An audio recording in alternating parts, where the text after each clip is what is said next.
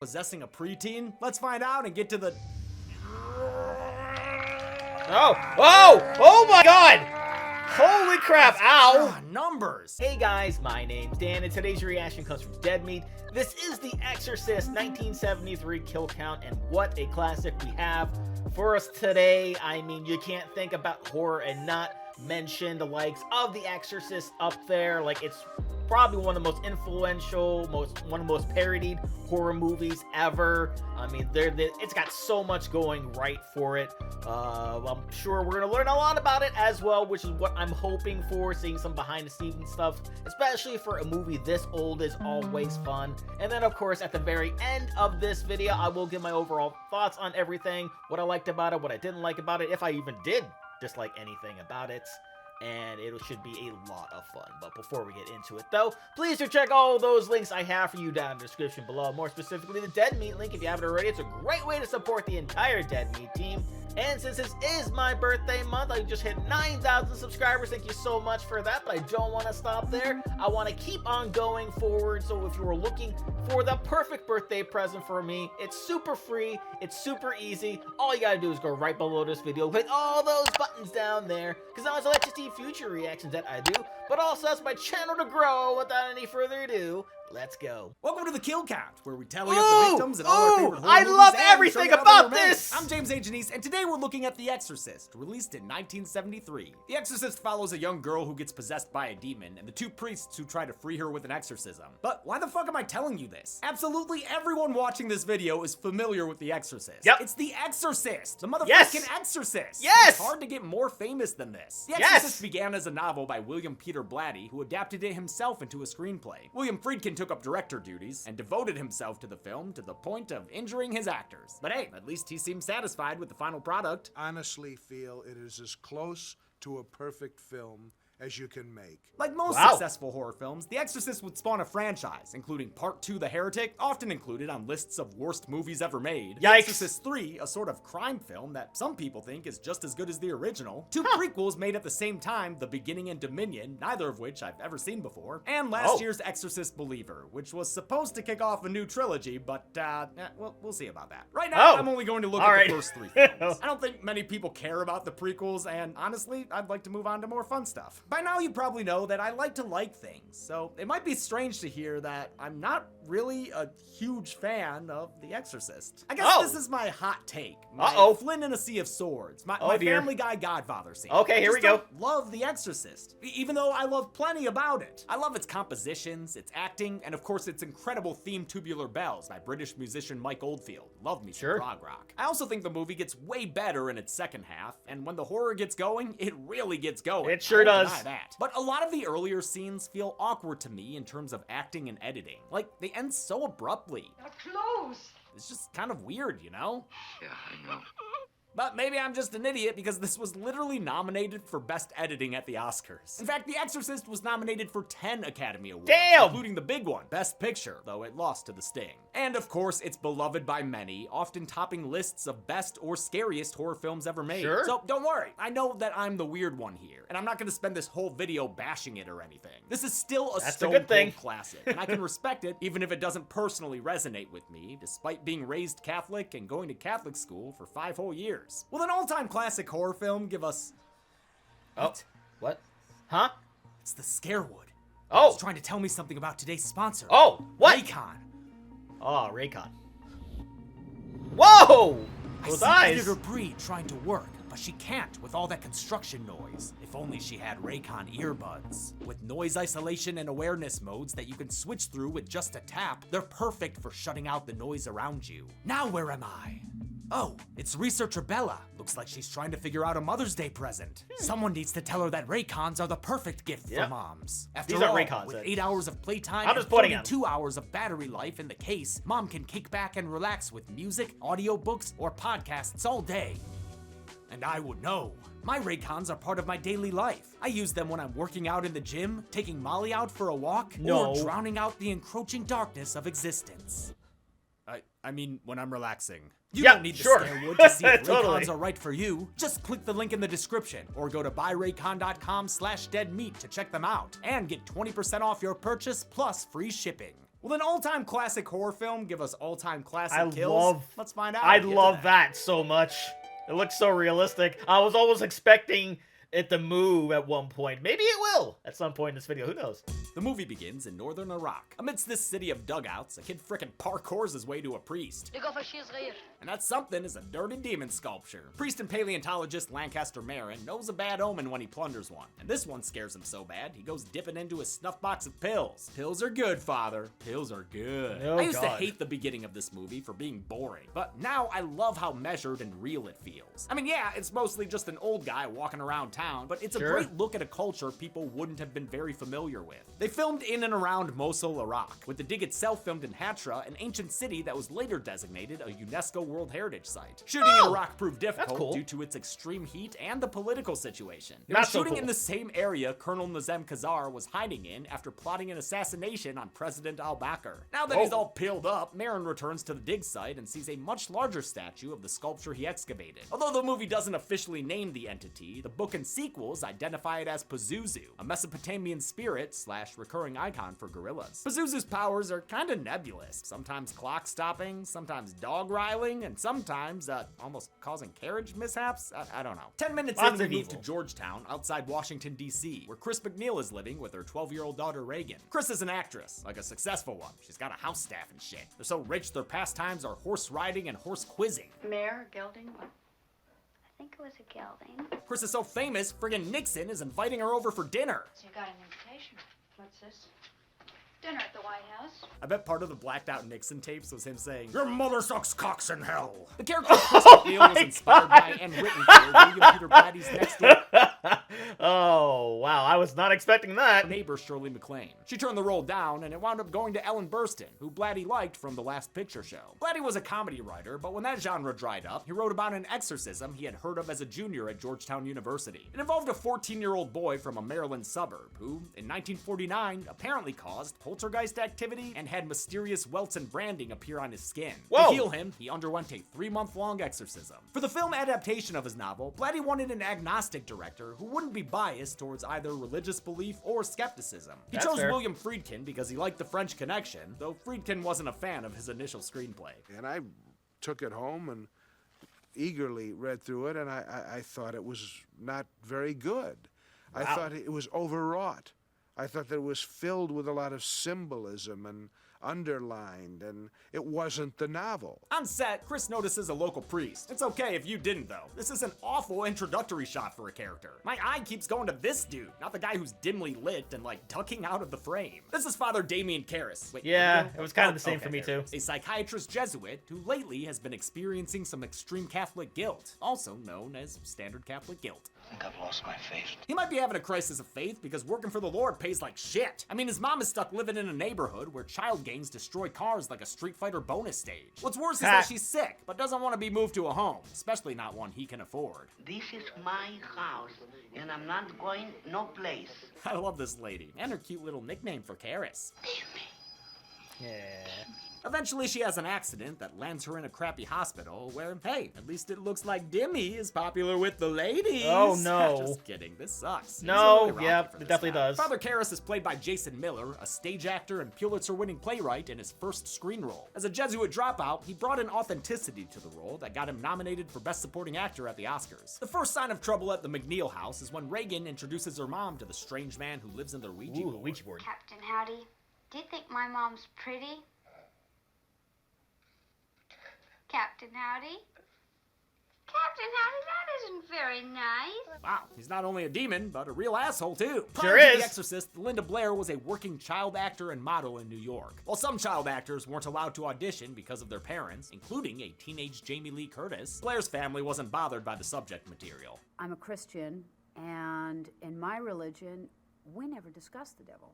So to me, it was a fictitious character like people think of Frankenstein. That's For a while, interesting. Pazuzu keeps his Never powers thought on of it the that low, way. like shaking Reagan's bed off screen and making candles go off like faulty stove burners. Things start to get more intense down the street when a priest walks into a church to find the Virgin Mary way more stacked now. For real, Uh-huh. as someone who grew up Catholic, this is a disturbing sight, and I love the way it's revealed. You see the statue's face in the foreground when the priest first enters, and then watch him from basically the statue's POV, just waiting for him to eventually look in this direction and discover the desecration. Yeah, we see it at the same Unsurprisingly, time. The Exorcist got negative press from several religious groups, including influential Christian evangelist Billy Graham, who said it was tainted by the devil himself. It probably didn't help that Studio Warner Brothers was headquartered at 666 Fifth Avenue. Oh, in New God! York. Linda Blair No, would become definitely a lightning not. rod for much of the criticism, with Graham accusing her of glorifying Satan. Real cool, dude. Blair received so many death threats, the studio hired a bodyguard to keep her safe. It was so controversial, so of course I am at the very pinnacle of all of that. So it all became my fault. Chris has seen Father Karras around town a few times and brings him messed up up, at one of her but swanky I get cocktail it. parties. She gets the lowdown from another Jesuit priest, Father Dyer. He's our psychiatric counselor. Dyer also breaks the bad news. Karras' mother died in the hospital. It happened completely off screen, but since we knew her well, we'll put her on the count. The night gets worse for Chris thanks to her drunken director, Burke Dennings. Dude stumbles around calling her housekeeper a Nazi and trying to fight him. Man, this guy's the worst drunk ever.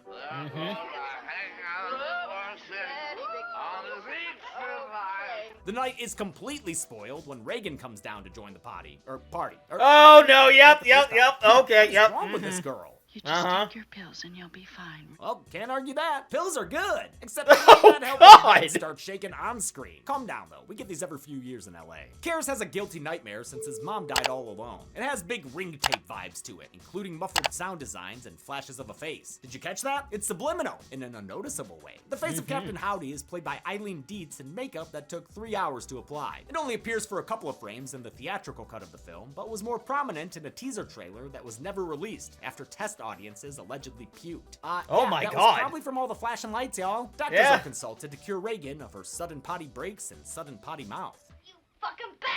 They think a brain lesion might be causing her strange behavior. I really don't understand how her whole personality could change. Well, let me tell you a story about a man named Phineas Gage. They run tests that are difficult to watch just because of how real they're shot. Anyone who's had medical procedures done can feel the sharp pains Reagan's experiencing. yep. In fact, these medical scenes caused more walkouts than any of the film's blasphemy. Oh, I'm Do you sure. remember what caused you to faint? Well, they started that spinal tap or whatever, so. But even the sight of blood shooting out of a 12-year-old's neck isn't the scariest thing in this scene.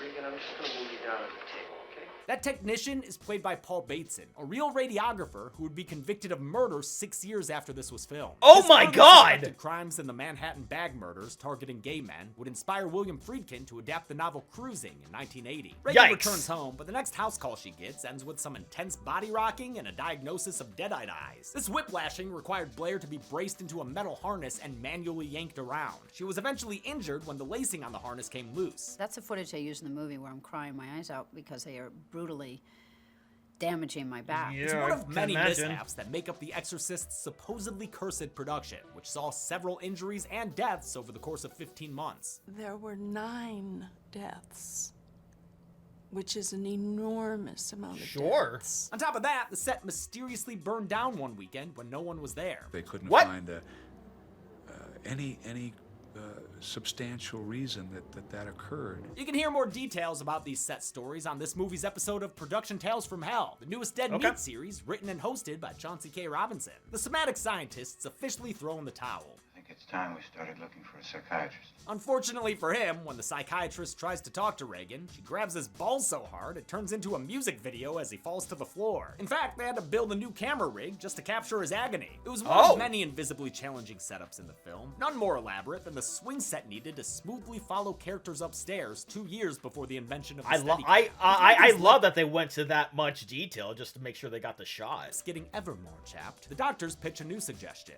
You ever heard of exorcism? Before Chris can figure out if those are covered under her SAG health insurance, she gets some news about her drunk director. Burke's dead. While she was out, Burke Dennings stopped by and wound up falling out of Reagan's window. He died after further falling down the massive set of concrete steps inconveniently located outside. As originally scripted, this emotional moment would have been ruined by one of the film's goofiest scares. The effects didn't work as well as they'd hoped, so the infamous spider walk was nixed. I agree with that decision. I mean, her little tongue flicks look so damn silly. It was was put back in for a re-edit done in 2000 called The Version You've Never Seen. Friedkin oversaw those changes to appease his buddy Blatty, who resented the cuts he made at the studio's suggestion. And for a long time, he didn't even speak to me. But whenever he did speak to me, he would say, Billy, you've cut the heart and soul out of the movie. And I would say, Bill, you're a sore winner. Not sure if I'll ever have the time for another cut comparison, but if it happens, it'll be on our new channel, Dead Meat Presents, so subscribe to that if you don't want to miss it. Since the haunting has gone homicidal, Father Karras gets a visit from Lieutenant William Kinderman. The cop wants him to tattle on any troubled clergy who might be responsible. He tries to warm him up with compliments. Yeah, it's true, you do look like a boxer. Like John Garfield. In body and soul. Hey, you know what? Yeah, I can see that. Do people tell you you look like Paul Newman? That one, not so much. Kinderman tells Karras one detail the newspapers didn't have about how they found Burke's body. With his head turned completely around. But even with the gruesome deets, Karras says he can't betray his father-father confidentiality. You can see Kinderman's respect for Karras, and he's a downright sweetheart when he goes to talk to Chris. I love the way he reasons with her about the peculiarities of Burke's death, and how he asks for her autograph on his way out. Kinderman is a welcome addition to the film, giving us some well-acted one-on-one character scenes. I wish the first act had more of those. I wish that Kinderman had more of a role. He's just kind of a side guy on his own little adventure throughout the movie. Yeah, that would have been nice to Lee see J. more of Cobb him. died just a few years after this movie's release. But the World War II vet left behind a hugely impressive body of work, including On the Waterfront and 12 Angry Men. After Kinderman leaves, the movie rockets into Crazy Town. Chris walks in to find Reagan's bedroom making a mess of itself, and Reagan making a mess of herself with a crucifix in a scene that's still shocking even by modern standards. Yeah, it's even grosser it's very when shocking. Reagan bloodies her mom's face, then slaps her and tosses her across the room.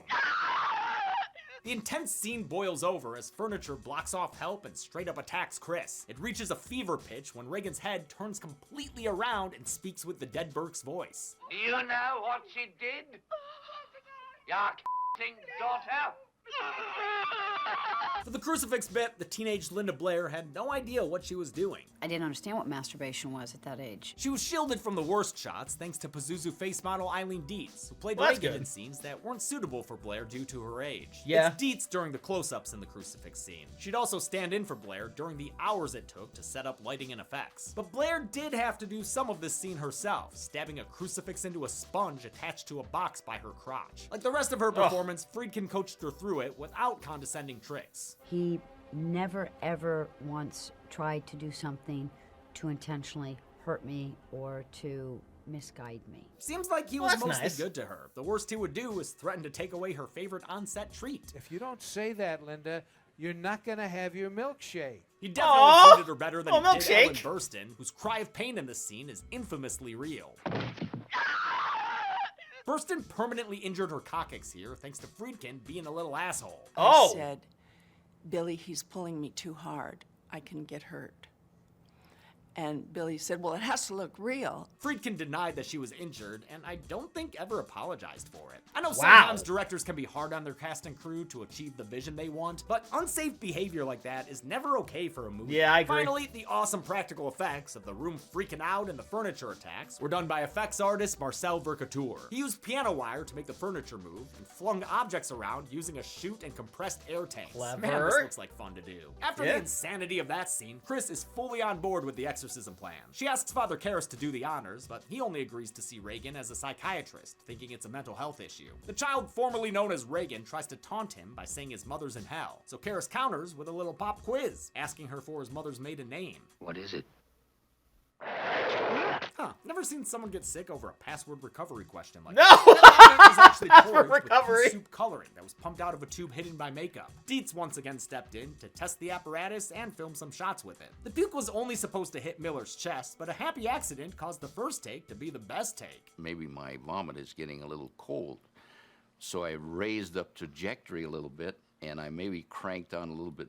And anyway, when I let go, I hit Jason flush in the face. Friedkin claims she's the devil. Yeah. And suggests Karras perform a spectacular procedure. I could definitely see why that would freak him out, and also why they would keep that shot. So it's a great shot. What an excellent day for an exorcism. To goad him into it, she does stuff like opening drawers by herself, but still refuses to engage in the father's tests. Do it again. In time. No, now. In time. Friedkin said he wanted Reagan's possessed voice to sound like a Hieronymus Bosch painting. Sound engineer Chris Newman took on the challenge and spent 150 hours modifying Blair's voice, only to find out the director didn't like it. Oh! 150 hours. What a waste of time! Out the window. Wanting a voice that was neither male nor female, they recruited actress Mercedes McCambridge to record the lines after chain smoking and consuming raw eggs and whiskey. Oh. And they added animal and bug noises, which were used throughout the film to create unease. The overall sound mix took 16 whole weeks. Reagan starts apparently speaking in tongues, a telltale sign of possession, but it ends up being a false alarm. A recording of it reveals it's only English in reverse. I mean, that's still impressive to me, but between that me fakery too. and an overly dramatic reaction to non-holy water, Karras is filled with so much doubt, he momentarily becomes the most miserable looking human in recorded history. What brings him back is a direct message from Reagan's tummy. Feed me!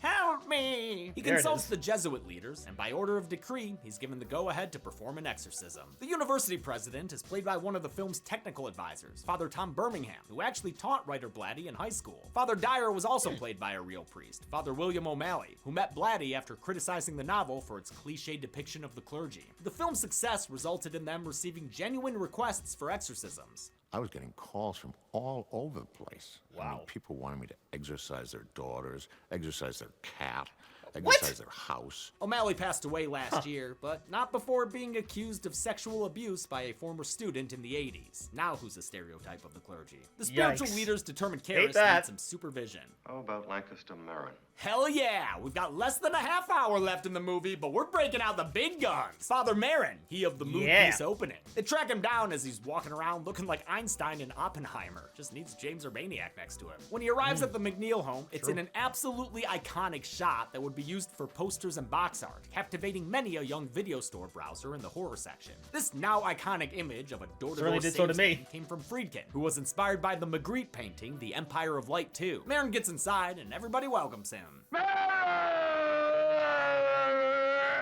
Reagan most enthusiastically of all. They suit up for Very holy war enthusiastic. as Marin warns Karras that Reagan is possessed by a demon who will engage in psychic warfare, which for Karras is probably gonna mean yo mama jokes. Your mother sucks cocks in hell. Hey, he warned you. Father Marin is played by the late great Swedish actor Max von Sydow, who was only 44 at the time. But Friedkin insisted on the Seventh Seal actor, so he underwent hours of aging makeup by Dick Smith. Smith also provided Reagan's late-stage possession makeup after testing 6 different looks, including a werewolfy one. The final look included painted teeth, a fake tongue made from a cast of Blair's real one, and uncomfortable contact lenses requiring the use of anesthetizing eye drops. Oh, hate that. Von Sydow spent a few months with a Jesuit priest. Like Blair, he wasn't bothered by the movie's religious content. To me, the devil has never been scary. I was brought up with Scandinavian fairy tales and folk tales, and in many of those, the devil is kind of ridiculous. He's always a loser. The rest of this final showdown way was to look at it, daunting for too. everyone to Wow. shoot. While exteriors were Learning a shot lot. on location in Georgetown, the interior of the house was filmed on a set in New York to accommodate the effects-heavy climax. It required 3 different bed rigs for special effects, 8 pneumatic wheels to shake the set in its entirety, and intense refrigeration so we could see the actor's breath, something that nowadays would just be done with CG. But they didn't have that option back then, so the walls of the bedroom set were insulated with 8 inches of fiberglass. That allowed 4 massive ACs to cool the room overnight to temperatures down to 40 degrees below zero. Oh my god! Yes. Did I like it? Not much. Those temperatures were particularly brutal for Blair due to her costume. Me, I got, I you know, mean, long fair. underwear and a nightgown. Lucky me. Yeah, It took them yeah. 60 days to film in the cold room. That They sounds could only terrible. shoot for an hour at a time before the No heat wonder from they the did lights that. warmed it up again. The demon child starts spitting like a Dilophosaurus and barking like Molly when we get a delivery. Clutches of the noonday devil. Oh, Molly. Marin puts Karras on laundry detail while he tries to save this apartment security deposit. They seem to be losing the battle, since signing the cross only makes Reagan visit the world's worst invisible chiropractor again. For the head-spinning effect, they built an animatronic Linda Blair that the real one had to share a makeup trailer with. I didn't enjoy the experience of being in its presence. Yeah, I wouldn't either. The animatronic's head and torso were made of rigid plastic, housing a ton of machinery that allowed its eyes to be remote-controlled separately, which didn't always work. Reagan starts sleeping 4 feet above her covers, so Team God has to break out the heavy artillery. They continue their ceremonial assault with the power of repetition. The power of Christ compels you. The power of Christ compels you.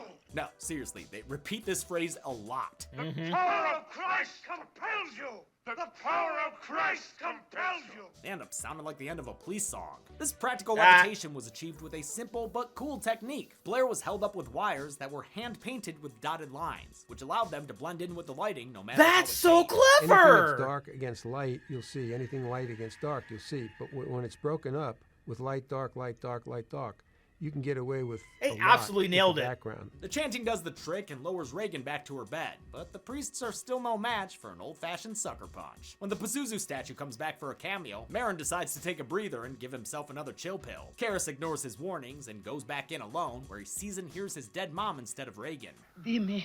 Before Mommy Fearist can break the new guy, Marin returns and kicks Karras out of the room again. Go consult Reagan's mom, dude. I don't know. Try to be comforting or some shit. Is she gonna die? No. Close enough. By the time Karras comes to check on Marin's prayer-a-thon, it's too late. Father Marin's heart has finally given out, and no amount of violent chest punching is going to bring him back. Reagan giggles her possessed ass off, so Karras unleashes his boxing skills on a literal child. Yup. Between right hooks, he convinces the demon his devout body is the better trophy to take. I love the shot of his face transforming as Captain Howdy takes control. Pazuzu makes sure Karras gets his steps in as the two of them go on a little trip together. Actually, a big trip. Given the height of this staircase, which either has 97 or 75 steps, I can't confirm either way, production couldn't fake the flight on a soundstage, so stuntman Chuck Waters took the fall for real. I asked him how he did it. He said Zen. I said, what's that? He said complete and total non-resistance. Mercator covered each of the steps with a half-inch of rubber for his protection. Oh, Despite looking like he at least fell I on a did that. water balloon filled with pizza sauce, Karras is still alive enough for Dyer to read him his last rites. Do you want to make a confession? Just not alive enough for him to respond. To get Dyer properly emotional, Friedkin directed the non-actor with his usual finesse. He belted me right across the chops. The director obviously took extreme measures, even firing guns on set to get reactions from the actors, but his cast seems to speak of him in mostly positive terms, out of respect for achieving his vision for the film. I love him, but he's a maniac. Also, stop typing right now with your comment about me missing this kill. We'll see in the third movie that Karras technically survived. Sometime later, the McNeils are ready to McPeel out of this place. Thankfully, Reagan isn't scarred by the experience. She doesn't remember any of it. Father Dyer sees them off, and the movie ends with him remembering to always hold on to the railing. How many kills did this demon rack up while possessing a preteen? Let's find out and get to the... Oh my god! Holy crap, ow! Numbers! Whew. Counting kills will give you such a crick in the neck! Oh my god. 3 people died in The Exorcist, with 2 of them completely off screen. The victims included 2 men and 1 woman, giving us this pie chart, and a count/gender breakdown we've seen in 6 other movies on this show. 5 of them good ones. You're the outlier, Dream Child. With a runtime of 122 minutes, The Exorcist had a kill on average every 40.67 minutes. Golden Chainsaw for coolest kill goes to, no one. All these kills were boring. But this once again makes clear that a horror movie isn't defined by its kills. Dog Machete for lamest kill goes to Burke Dennings, because honestly, I don't buy the whole window to staircase thing. Look at this shot. Look at the distance there. That is way too much distance to cover. And that's it. The Exorcist came out the day after Christmas in 1973. Despite a small opening, word of mouth spread quickly thanks to the audience's physical reactions. I was just ready to pass out. I think it's disgusting. Theaters reportedly kept smelling salts and barf bags on hand. Oh my It would end up God. being Warner Brothers' highest grossing film, and adjusted for inflation, it's still in the top 10 for highest movie grosses of nice. all time. With that kind of success, a sequel was inevitable, which I'll be looking at next week. Until then, I'm James A. Janice. This has been The Kill Count. On the next Kill Count. The power of the studio compels you to return to the world of The Exorcist. De Niro.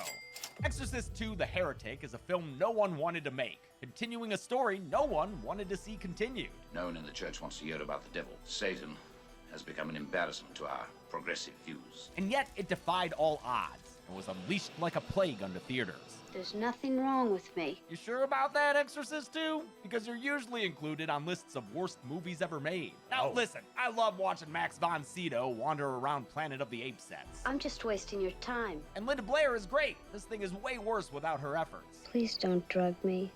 I won't, Linda. But all the psychic brain synchronizer crap and the extended tap dancing scenes are just a little hard to swallow. Let's stick to science. At least James Earl Jones is here. If Pazuzu comes for you, Oh yeah. I will spit on them. Wait, what, dude? Good God! This week, watch Pazuzu terrorize people by sounding like a feral chihuahua. Then on Friday, dance on down for the kill count, only on Dead Meat. It was horrible. Utterly horrible. And fascinating. Exorcist 2. All right, so we have that to look forward to, or maybe not look forward to in this sense.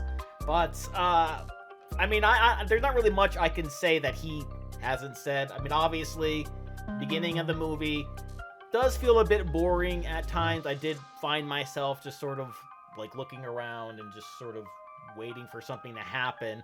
But then as you watch the movie progress, you realize just, like, why they're there, right? Because it's a very slow build. It builds in a way that makes sense. It goes step by step how they would have handled it in the real world back in 1973. You had like all the hospital stuff, all the different procedures there, and they wanted to exhaust all of those things before getting into what we would eventually see with the psychiatrist, with, you know, the ball grabbing, of course, and then priests being introduced into it. And then we see the other characters doing their own thing, seeing where they are to where they're going, and then heading into the actual exorcism itself. We see the priest and the guy at the very beginning, and it just makes sense, and it feels natural, and I think that's part of what makes it so good outside of the effects and everything else.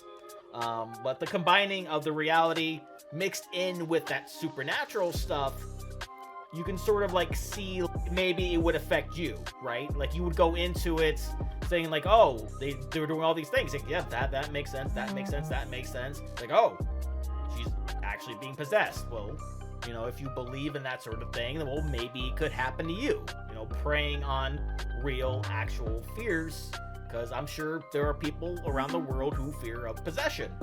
So then, you know, once it actually starts, you know, all the cursing, all the throwing up, the head spinning, like everything, and it just gets worse and worse as it goes along, and it just feels like you're on this whole roller coaster ride of like, okay, how are we gonna save this girl? How are they gonna get through it? Is it just simply gonna be the exorcism? It's let me sacrifice myself for the greater good of this little girl.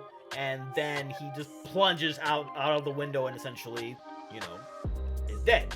So I think that ending was just perfect, absolutely perfect. I would not have changed that at all. I think they executed it perfectly. But that's going to do it for me here. Comment down below. Let me know, what did you think about The Exorcist? Please leave a like if you enjoyed. Also, do check all those links I have for you down in the description below. Then lastly, and most importantly, I want to give a huge shout out to all my $5 and up supporters on Patreon: Luchador, Cruising, Wolverine 310, GBN, Kester Cronage, Joseph McSweeney, Amber K, Raymond Bright, Joshi, Chris Curtis, Haley Machinardi, Ann Perry, Larka, Voskophony, Morgan Page, Izzy, Misa 2, Lily the Snoopy Fan, None Say Sing, Lauren, Mad Hushy, Fleet Street Vicomte, Christopher Banyard, and Emily the Flower Lover. And if you too like to have a shout out at the end of every one of my videos, please head over to patreon.com/TheDairyReactor for more. And I'll see you guys next time.